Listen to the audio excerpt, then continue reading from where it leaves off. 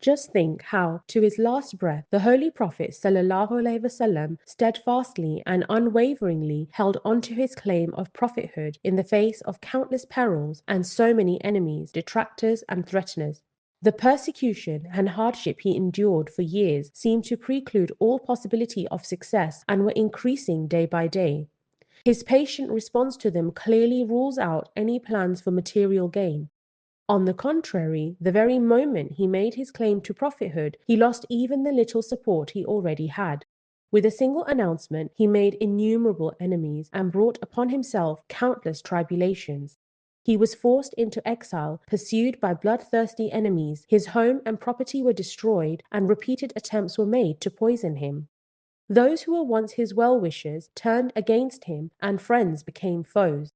The severe hardship he endured for so long and with such fortitude could not have been tolerated by a deceiving impostor. And when, at long last, Islam became victorious and a time of ease and prosperity ushered in, he accumulated no wealth, built himself no citadels or mansions, piled up no provisions for luxurious and royal living, and made no personal acquisitions. Rather, he gave away everything to orphans, the needy, widows, and those burdened by debt, while he himself never even enjoyed a full meal. Such was his truthfulness and candor that he did not hesitate to proclaim Tawheed, oneness of God, even at the cost of antagonizing all the people and tribes, indeed the whole world of idolaters. His own kith and kin were the first to oppose him when he forbade them from worshipping idols. The Christians were similarly antagonized when he declared that, contrary to their beliefs, Jesus was neither God nor the Son of God, nor did he atone for their sins through crucifixion. Fire worshippers and star worshippers were also enraged when he forbade them from worshipping their deities and exhorted them instead to turn to the one God for their salvation. The promised Messiah ﷺ writes that it is very clear when we study the life of Hazrat Khatamul-Anbiya, the seal of the prophets, may peace and blessings of Allah be upon him, that he possessed the highest level of uprightness and integrity. In carrying out his Lord's command, he embraced every tribulation, hardship, and affliction. Undaunted by threat, he fulfilled all the requirements of spiritual exercise, preaching, and exhortation. I tell you truly that throughout the history of all other prophets, there is not one who showed such trust in God, preached his oneness, forbade idolatry in the face of so much danger, and remained ever steadfast and firm while facing so many enemies. Anyone who ponders over these events with any degree of honesty will find them bearing witness to the inner truth of the Holy Prophet ﷺ. Tawheed in its purest form is not to be found among any people on the face of the earth, except the followers of the Holy Prophet, may peace and blessings of Allah be upon him.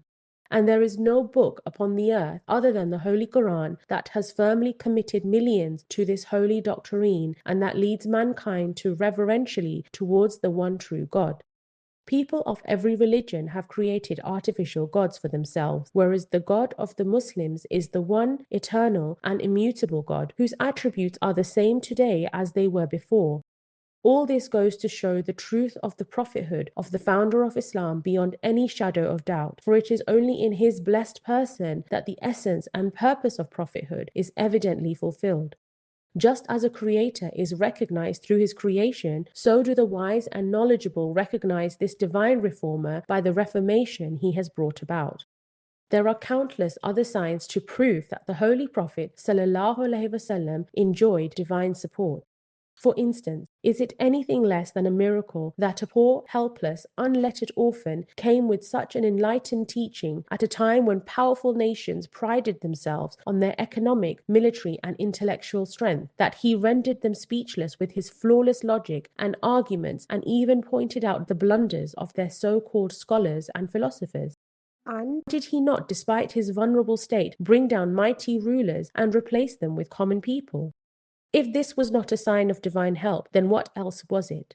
Is it possible for anyone to overcome the whole world in reason, knowledge, power, and strength without divine support? The promised Messiah ﷺ writes, history clearly testifies, as do several verses of the Holy Quran, that the Holy Prophet, may peace and blessings of Allah be upon him, appeared in an age when idolatry, creature worship, and all kinds of misguided beliefs were rampant in the world.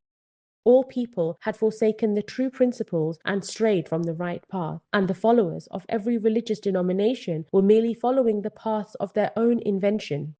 The Arabs were steeped in idol worship, the Persians were prostrating before fire, and the Indians had succumbed to hundreds of forms of creature worship in addition to idolatry. It was at that time that several ancient writings and books had been written containing myths whereby scores of men of God were deified, and the foundation was laid for the worship of avatars.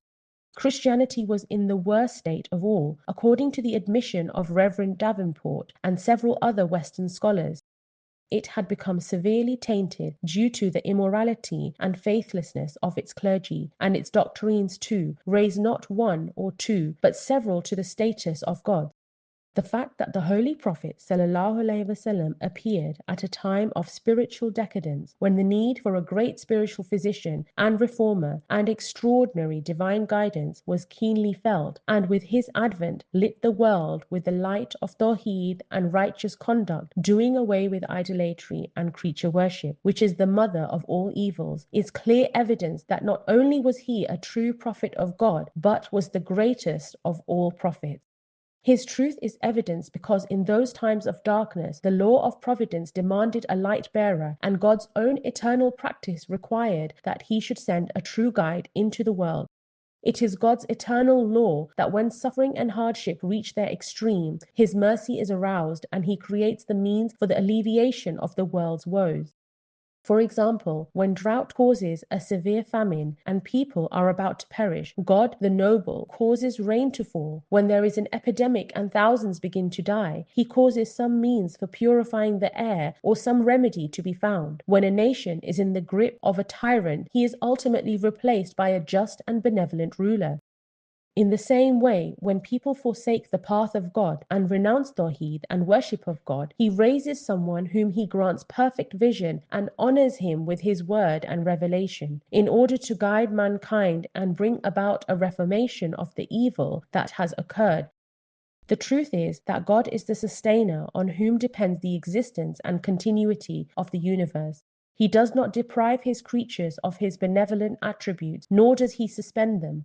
Rather, they instantly come into play when they are required.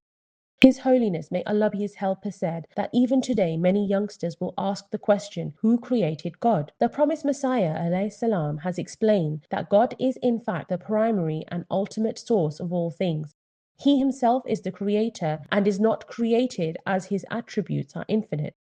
His Holiness, may Allah be his helper, further quoted the promised Messiah ﷺ, who writes, remember, the true Tawheed which God wants us to profess and on which true salvation depends is to believe that God has no associate, be it an idol, a man, the sun, the moon, our own selves, our devices, or our cunning, and to consider him alone as the source of all power and sustenance, honor and humiliation, help and succor, and to make him the object of all our love, worship, supplication, hope, and fear.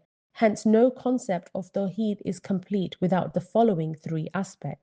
Number one, Tawheed in the context of God's person, to consider everything beside him to be as good as non-existent, mortal, and of no consequence. Number two, Tawheed in the context of God's attribute, to believe that no one possesses the attributes of lordship and divinity except the person of the Almighty, and that all those who appear to sustain and benefit creation are only a part of the divine scheme of things. Number three, Tawheed in the context of love, sincerity, and devotion, not to associate anyone with God in terms of love and devotion, and to immerse oneself completely in him.